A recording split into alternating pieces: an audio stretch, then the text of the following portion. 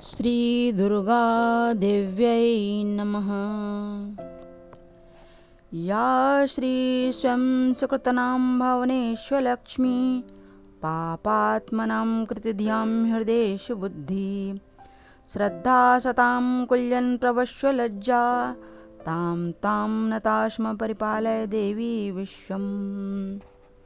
अथ सप्तश्लोकी दुर्गा।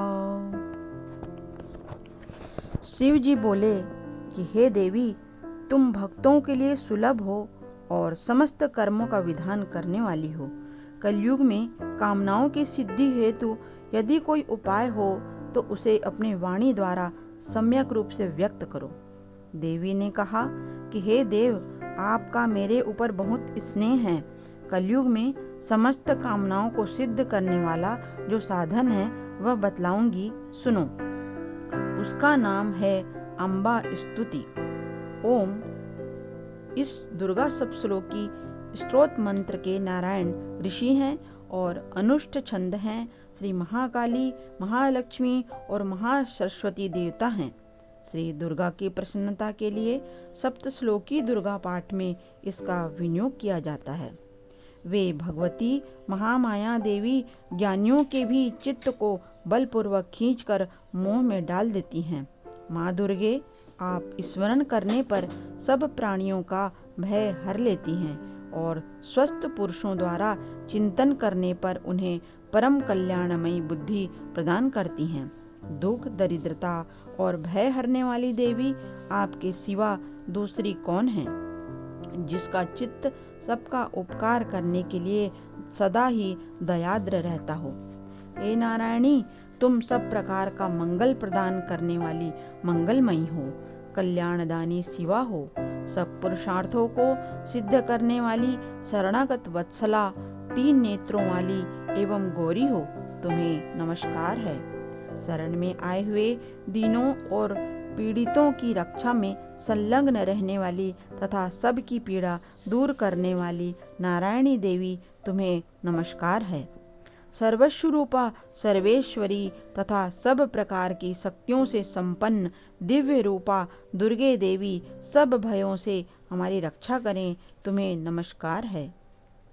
हे देवी, तुम प्रसन्न होने पर सब रोगों को नष्ट कर देती हो और कुपित होने पर मनोवांछित सभी कामनाओं का नाश कर देती हो। जो लोग तुम्हारी शरण में जा चुके हैं उन पर विपत्ति तो आती ही नहीं।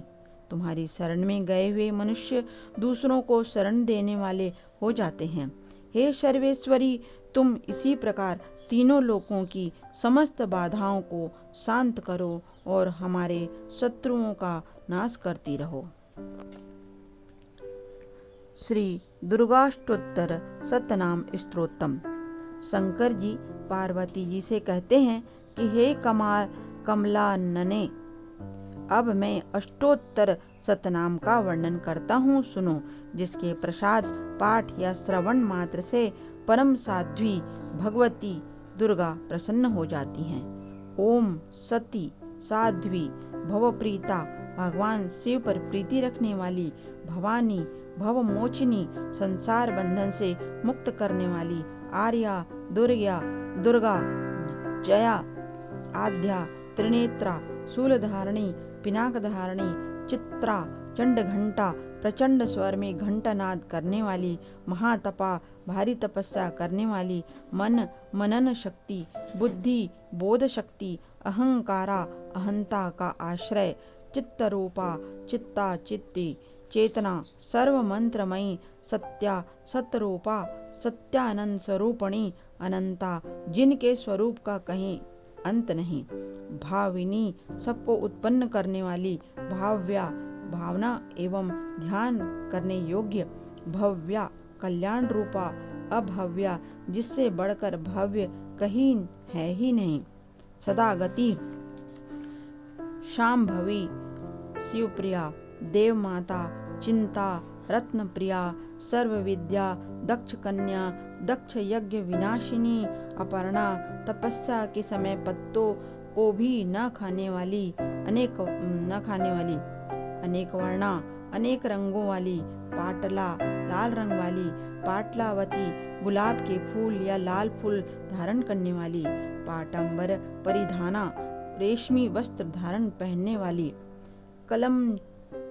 कलम मंजीर रंजनी मधुर ध्वनि करने वाली, मंजीर को धारण करके प्रसन्न रहने वाली, अमेय विक्रमा असीम पराक्रम वाली, क्रूरा दैत्यों के प्रति कठोर, सुंदरी सुर सुंदरी वन दुर्गा, मातंगी मुनि पूजिता, ब्राह्मी माहेश्वरी, ऐन्द्री कौमारी, वैष्णवी चामुंडा, वाराही लक्ष्मी, पुरुषाकृति विमला, उत्कर्षणी, ज्ञाना क्रिया, नित्या, बुद्धिदा, बहुल प्रेमा, सर्वाहन वाहना, निशुम्भ सुमहननी, महिषासुर मर्दनी, मधु कैटभ हंत्री, चंड मुंड विनाशिनी, सर्वासुर विनाशा, सर्वदानवधातिनी, सर्वशास्त्रमयी, सत्या, सर्वास्त्र धारणी, अनेक सहस्त्रहस्ता, अनेकास्त्र धारणी, कुमारी, एक कन्या,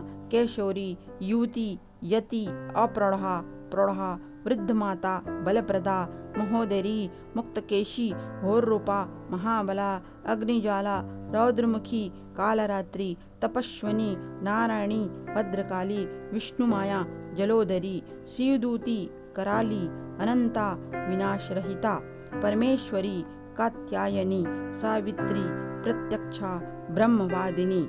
देवी पार्वती जो प्रतिदिन दुर्गा जी के इस अष्टोत्तर शतनाम का पाठ करता है, उसके लिए तीनों लोकों में कुछ भी असाध्य नहीं है। वह धन धान्य, पुत्र, स्त्री, घोड़ा, हाथी, धर्म आदि 4 पुरुषार्थ तथा अंत में सनातन मुक्ति भी प्राप्त कर लेता है। कुमारी की पूजा और देवी सुरेश्वरी का ध्यान करके पराभक्ति के साथ उनका पूजन करें, फिर अष्टोत्तर शतनाम का पाठ आरंभ करें। हे देवी, जो ऐसा करता है उसे सब श्रेष्ठ देवताओं से भी सिद्धि प्राप्त होती है।